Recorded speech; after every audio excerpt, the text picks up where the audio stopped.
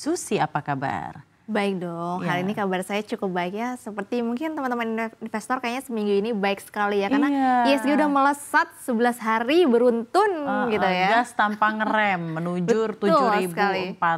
Silahkan paparan dan analisanya Susi untuk ISG. Ya, kayaknya hari ini sangat menarik sekali ya membahas ISG dan juga rupiah. Mungkin rupiah kurang menarik ya karena memang masih melemah ya Ade ya. Tapi kalau ISG ini udah melesat 11 hari beruntun. Pasti tentu saja kita ketahui memang saya sempat singgung bahwa harusnya di bulan Juli ISG bisa mampu mencetak kinerja yang baik bahkan menembus level 7.400 dan hari ini tercapai ya level 7.400. Jadi sebenarnya ada hari ini banyak sekali sektor yang memang sangat menopang pergerakan ISG.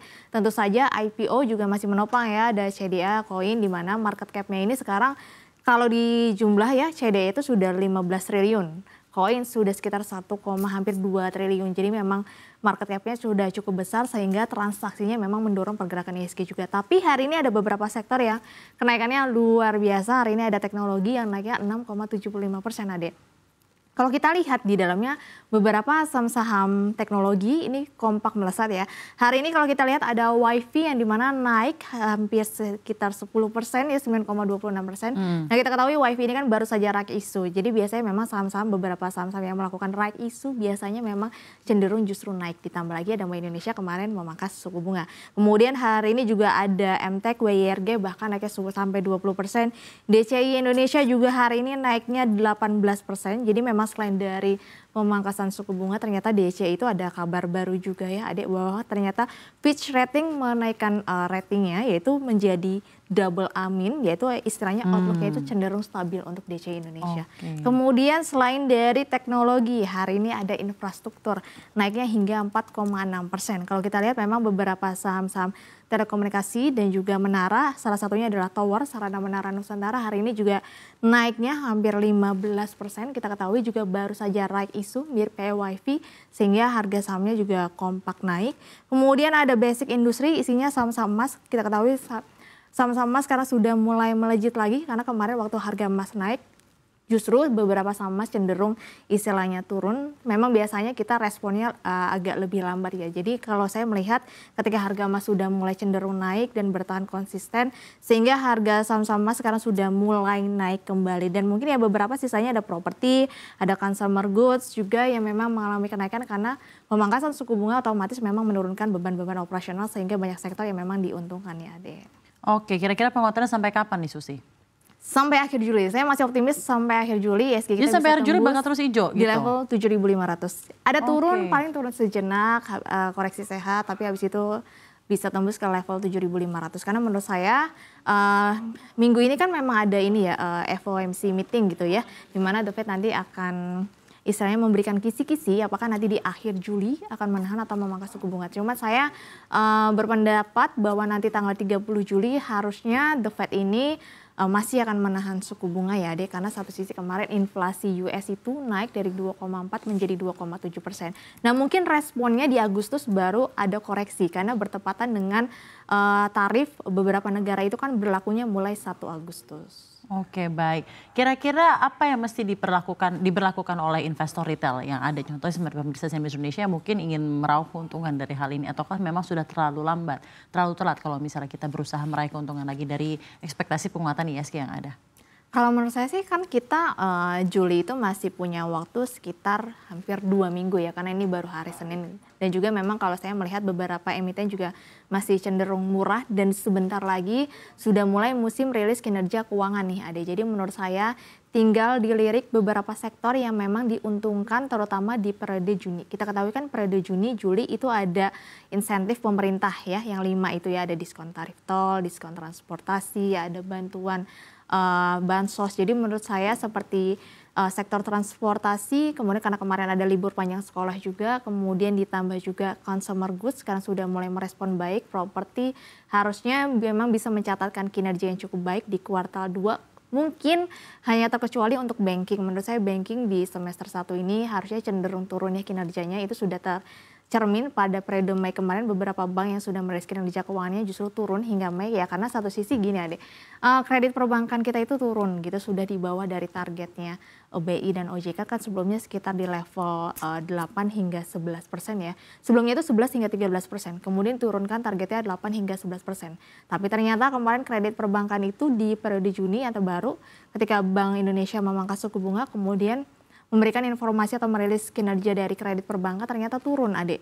Dari 8,4 menjadi 7,7. Kemudian ditambah lagi DPK-nya justru naik. Berarti kan di sini mencerminkan masyarakat Indonesia itu cenderung menyimpan uang dibandingkan istilahnya spending gitu. Makanya hal ini harusnya perbankan semester 1 justru beberapa perbankan kinerjanya harusnya cenderung turun. Oke, baik. Tadi juga ada peluncuran Koperasi Desa Merah Putih. Ya, kira-kira ini seperti apa akan mempengaruhi sektor real yang ada yang juga ada berpengaruh terhadap pasar keuangan Indonesia dan IHSG? Ya, tentu saja koperasi ini kan harusnya nanti akan berhubungan dengan perbankan ya. Kalau misalkan ini nanti istilahnya berjalan dengan baik gitu ya, karena namanya koperasi pasti akan berhubungan dengan sektor perbankan. Menurut saya harusnya ini bisa menjadi booster terutama untuk sektor perbankan di semester 1 yang kurang baik kabarnya karena kreditnya turun, tapi dengan adanya koperasi ini harapannya ini bisa meningkatkan kinerja perbankan ya. Jadi salah satu sisi mungkin menurut saya adalah bank-bank BUMN sih yang akan diuntungkan. Kemudian ini kan memang sektornya kan untuk UMKM ya. Jadi menurut saya pasti ada beberapa sektor juga yang diuntungkan. Jadi misalkan salah satunya UMKM bergerak di bidang pertanian atau di bidang consumer. Ketika mereka mendapatkan injek dana gitu, ada koperasi, harusnya sektor pertanian, perkebunan, consumer juga akan terdampak dari adanya koperasi tersebut selain dari sektor perbankan. Jadi Anda melihat ini akan sangat berpengaruh terhadap sektor real dan juga akan berpengaruh terhadap penguatan IHSG sampai akhir Juli seperti yang tadi Anda sampaikan? Iya, tentu saja kan Pak Prabowo bilang juga istilahnya kan sekarang kan ingin membantu istilahnya yang kecil-kecil atau pengusaha-pengusaha kecil. Kalau pengusaha besar kan istilahnya untuk mendapatkan dana itu kan gampang karena dia punya aset yang istilahnya bisa digadaikan atau dijaminkan. Sementara kan kalau UMKM kan gak semua bisa seperti itu. Dengan adanya koperasi istilahnya memudahkan mereka untuk mendapatkan dana gitu, bantuan dari pemerintah. Tentu saja hal ini harusnya bisa memang mendongkrak dari sektor perbankan yang kemungkinan semester 1 justru kinerjanya cenderung turun.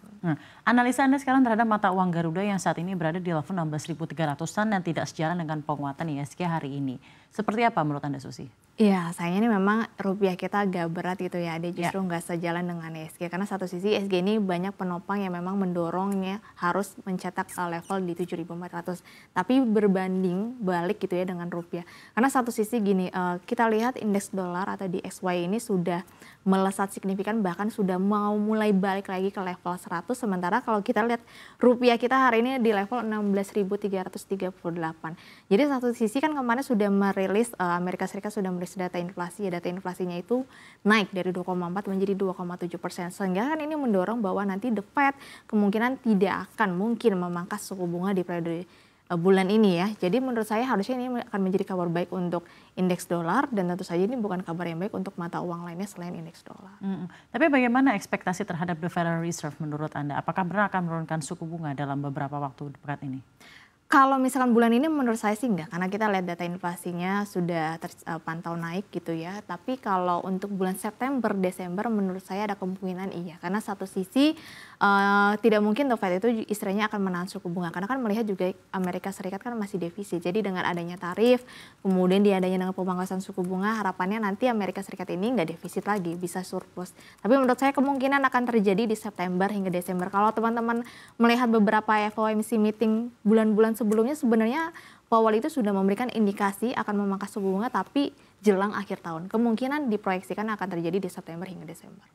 Nah sekarang mungkin ke depannya di semester 2 2025 ini akan menjadi momentum yang seperti apa untuk IHSG?